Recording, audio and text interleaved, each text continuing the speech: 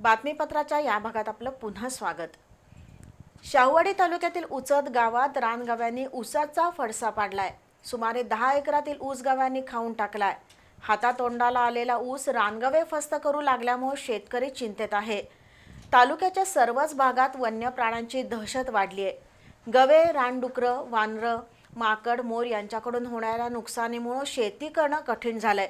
मानवी वस्तीत वन्य प्राण्यांचा शिरकाव होऊ लागला आहे। शेतीची मशागत करताना जीव मुठीत घेऊन काम करावं लागतंय।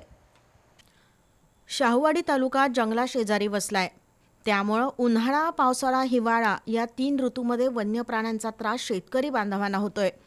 शेतातील पिकांचा फडसा पाडला जातोय। शेतीबरोबर वन्य प्राणी मानवी वस्तीत शिरून नागरिकांवर हल्ले करतायत, त्यामुळे शेतकरी भीतीच्या छायेत आहे। शेतीवर अवलंबून असणाऱ्या शेतकरी बांधवांना वन्य प्राण्यांच्या त्रासामुळे त्यांचं आर्थिक बजेट कोलमडलंय। उचद, माण, परळे, टेकोली, कोळगाव, पणुद्रे गावातील 20 एकरातील ऊस पिकं गव्यांनी फस्त केली आहेत। रात्री येणारे गव्यांचे कळप दिवसा ऊसाच्या शेतात येऊन पीक फस्त करू लागले आहेत। वन्य प्राण्यांसाठी वनविभागानं कोट्यावधी रुपये खर्च करून पाणवठे बांधले आहेत।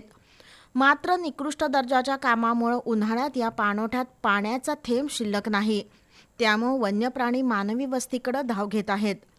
त्यातच तालुक्यातील 63 गावं व्याघ्र प्रकल्पात गेल्यामुळे वन्य प्राण्यांच्या त्रासाबरोबरच वाघांच्या दहशतीचीही भर पडणार आहे। त्यामुळे आम्ही जगायचं कसं असा सवाल शेतकरी उपस्थित करत आहेत।